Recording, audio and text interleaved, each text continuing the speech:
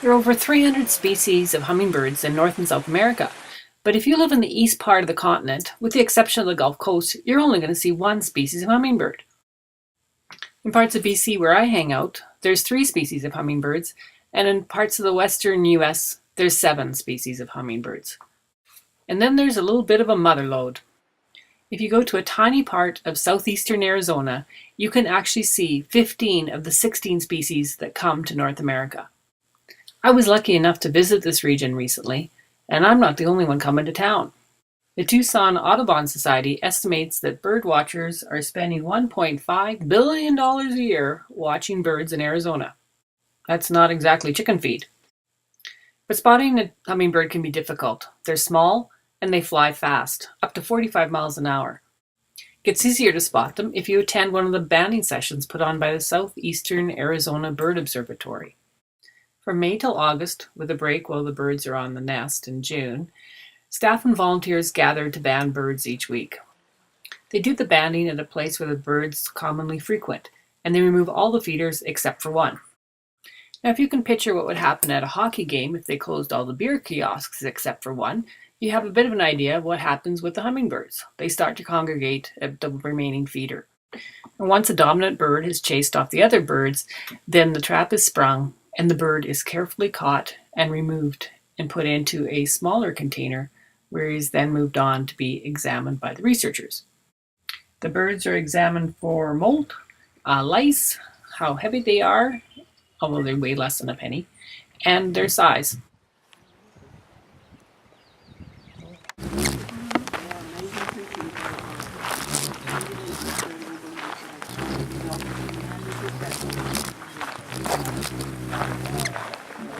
Privilege for us to not only get to work with them, but share them with people.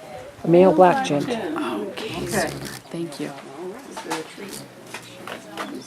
She goes. Hopefully check her nest. Molt, I'm going to have to call it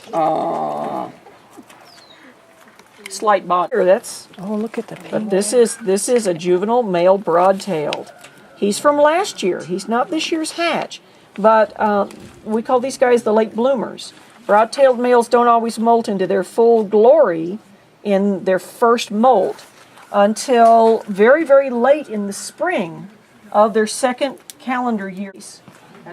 So is he a second year then? He's a second year, yes. This is a good second year. He's got everything we need to and absolutely be certain that. Yeah.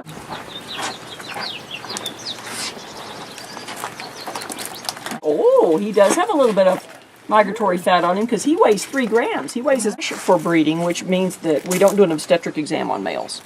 9. Mm-hmm. Pew pew. Pew pew. Life is tough. Pew pew pew pew pew. Once the bird's been banded, they get a photo and a chance for a post-exam drink before some lucky volunteer gets a chance to perhaps listen to their heartbeat.